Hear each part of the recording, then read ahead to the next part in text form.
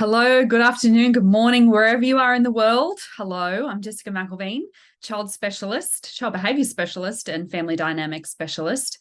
So let's tackle a big topic. Let's go straight in labels. Labels, labels, labels. I don't care what labels that you want to throw at me, at yourself, at your children, at your partner, whatever labels.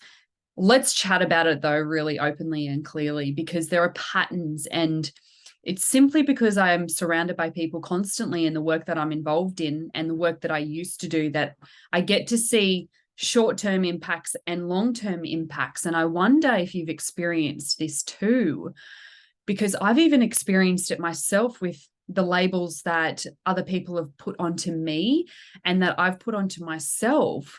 For those of you who have been watching me for a while, you know that I used to work within the field of epigenetic health types. Now I've moved on from that because I now support parents in this holistic package philosophy where I've got a team of practitioners that support children and their families. However, within epigenetic health types, which is a fabulous framework, by the way, okay, it can be a fabulous framework. And I have a result. Okay, I have a label, I have a Crusader label, and it in the beginning allowed me to understand who I am as a human being like nothing else. So grateful. And yet what happened over a period of time is that it started to block any other versions of myself that could be there. For instance, Crusaders tend to be introverted, and that is true. I am more introverted than extroverted. However, what happened, especially over the last 2 years, because it was a great excuse, is that I fed into that identity. I leaned into that identity. I only lived that identity. And what I found was that other versions of myself were crumbling. The Jess that actually liked being around people was crumbling. The Jess that did like people, the Jess that could be loving and nurturing, began to crumble. And this then led to feelings of despair and loneliness and isolation. And also, the people around me that knew this label, they would relate to me only by that label. And this is what I'm seeing within our world today, within the children with all of these diagnoses and these labels. Once a label is put onto these children, and let's be really clear and honest, and let's be blunt. We've got doctors that are giving labels, one, because they're not that educated themselves. They read a book and they go tick, tick, tick, and the answers are subjective most of the time. So we've got doctors that are using subjective information because we're talking behaviors here. And then we've also got a system that as soon as they see the label, that's the only way that we interact with those children or those people, those adults. So, labels can be really good in that it helps us understand ourselves and our kids to a different level. Beautiful, great. And it can also help us reduce the confusion. Beautiful, great. However, if we are bombarded by that's the only thing that your child is and that's the only thing people are from that point, we miss core needs.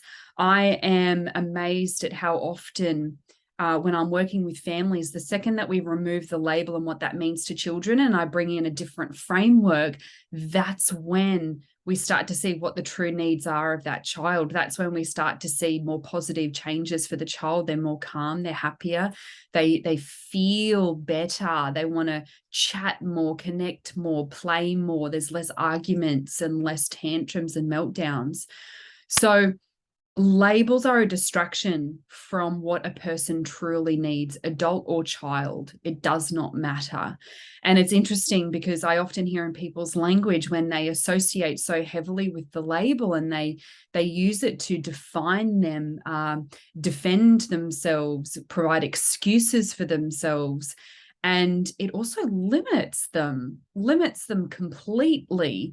It's not rare for me to work with a child and hear the language from them. I am this, and this means I am a naughty child. I have ADHD, and I am always in trouble, and people don't like me, and it's because I have ADHD and I can't focus on anything, and it's all my fault. It's not unusual for me to hear this out of a child's mouth. It's not unusual for these children to have these really naughty child, bad child, unsuccessful child, won't amount to anything,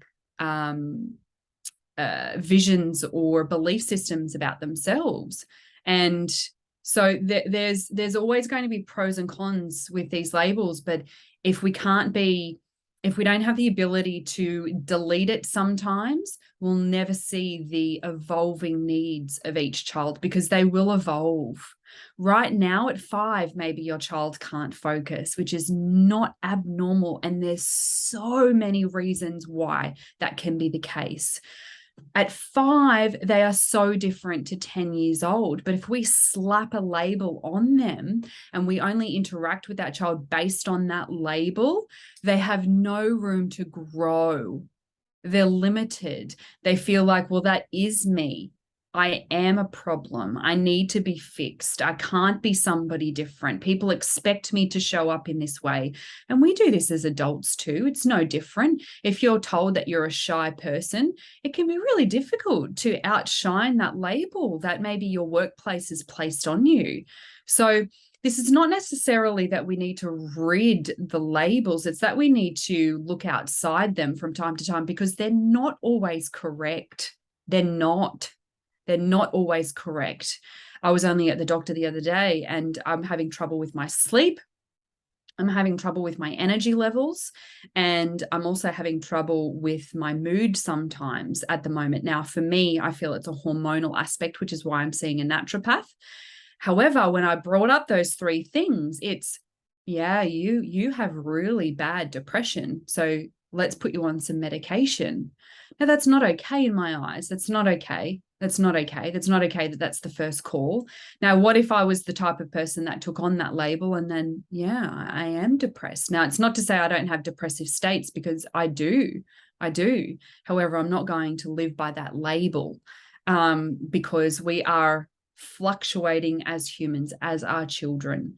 So the next time that there are labels thrown around, or you look at your child and you just see the label or the diagnoses, just see if you can step outside it for a moment to see if there's a need there that hasn't shone through, because the wall has been there, just like me and the label that was thrown onto me.